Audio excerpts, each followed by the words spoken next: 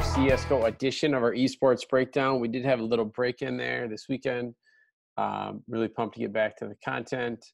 And yes, it does seem like the prize pools are coming down a little bit with everything that is coming back. But I think for me, I think that just kind of creates more of an edge because I think that the pools will have less high stakes players and sharks in there that are less likely to make mistakes. So I'm kind of taking it as a standpoint, as an opportunity to take advantage of potentially some weaker field tournaments and better cash games. So that's kind of my perspective on it going down. But I hope we can continue to push, DraftKings to continue to put out good contests for all of us as well. So tomorrow's slate, we actually have a combination of two matchups of teams that we rarely see, and then we have from our Blast series two matchups that have four teams that we're pretty familiar with. So we will dive a little bit more into some of the stats for these two first games. As always, I'll start with the odds here. We have our first matchup is between Pact and Skade. Pact coming in as a minus 145 favorite. And when I look just at some of their underlying numbers here, Pact is on the top. Sobel looks to be one of the number one players with a 0.72 kill per round. Darko also with a 0.72 kill per round. Lunatic has a decent KD. Goofy at 0.74. So these guys have some pretty lethal kill per rounds, and no one is actually negative in their average kill per round, or below one, sorry. And then on the other side, Skade, we have Rainwaker at 0.76 kills per round. Denny Slaw with 0.72.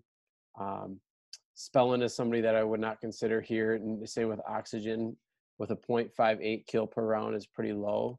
And Duplicate's kind of in the middle. So if you're targeting somebody from the Skade side as the underdog, I think Denny Slaw and Rainwaker are your best options. And we'll look at the prices to kind of talk about that as well. Let's actually go to that right away. So the prices are pretty middling here because the matchup is expected to be pretty close. And it does look like the players that we want to target are the ones that are priced appropriately. For the favorite here, in let me see, Pact. So in Pact, we have Sobel, Darko, and Goofy. Just if I'm playing a one-off here or even two, I really like Goofy just by looking at his statistics here in the last 3 months with a 0.74 kill per round. I think that sets up well for a $7,000 price tag. Obviously, any of these three are definitely viable. I probably wouldn't punt here just because I don't think it's likely that we get a 2-0 sweep. So I think that's kind of where I, decide that punting really cheap isn't worth it unless I really like the player individually. On the Skade side, Rainwaker and Denny Slaw were the two that we're targeting. Probably not getting there with the other studs on the slate in such a close matchup. So I will probably be passing there. So again, if I'm looking to somebody, I'm looking to the Pact side with Sobel, Darko, or Goofy. All right, on to our next matchup between Namiga and Apex. I think obviously Namiga is a massive favorite. They're the biggest favorite on the slate, actually. And they are a team that we're a little bit more familiar with, actually a lot more familiar with than the rest. And if we look at our pricing here, it's pretty insane. Like Lollipop and Speedak are 7,200 and 7,200. Like, lock those guys in. There's no reason to not have those guys in your lineup as such a big favorites. Even Jayo, I think you can easily three-man stack here.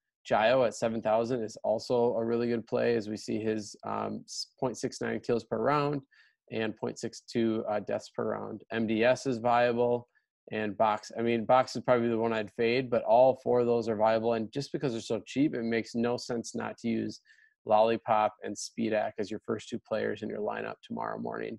So I would be starting with them and then consider the three-man stack with Jayo. I'm not really targeting anybody here on the other side for Apex. It looks like Marcellus is their best player or one of their best players. Yeah, Truth. Yeah, a lot of deaths. Yeah, I'm not even going to bat an eye at this other team, so I'm going to pass on them. Let's go into our next game, Vitality and G2. G2 just got reverse swept by Big today. So I'm not really sure what G2 are going to get tomorrow. And they're actually coming in as a favorite right now, minus 135, which I almost prefer when Vitality is the underdog because I still don't mind. I still want to play ZywOo, obviously, and 9,000 is too cheap. So, I will definitely have him in my lineup. But then what is amazing here is how cheap G2 is. The three best players for G2 are all 7,400. So I do think playing it's really, a potential build. You could be looking at something with ZywOo and then playing somebody like Kenny S and Hunter, and then while still being able to use your Namiga players and kind of start there somewhere in cash. And that's not necessarily you have to do that. I think that'll be a popular route just with, starting with ZywOo at captain because the pricing of Namiga is so cheap. That's kind of where I would look to go. And I think the top three for G2 are definitely viable because we do know Vitality, even if they do win, they're usually pretty a DFS-friendly opponent.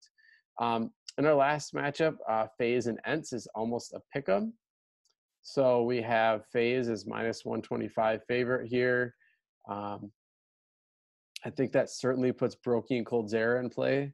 And I think those would be the ones that you'd be considering.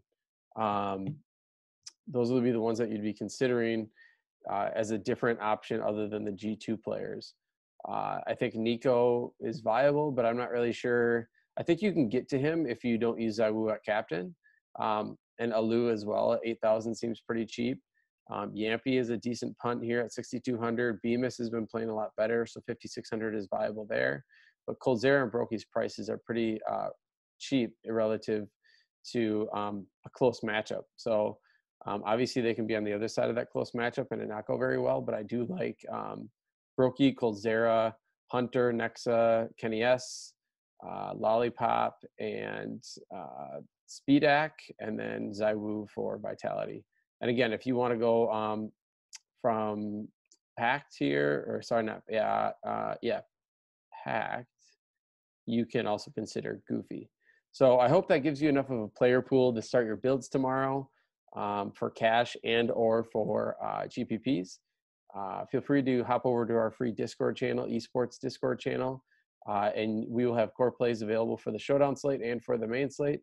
So hop on over to fsi.com and go ahead and sign up. All right, see you later.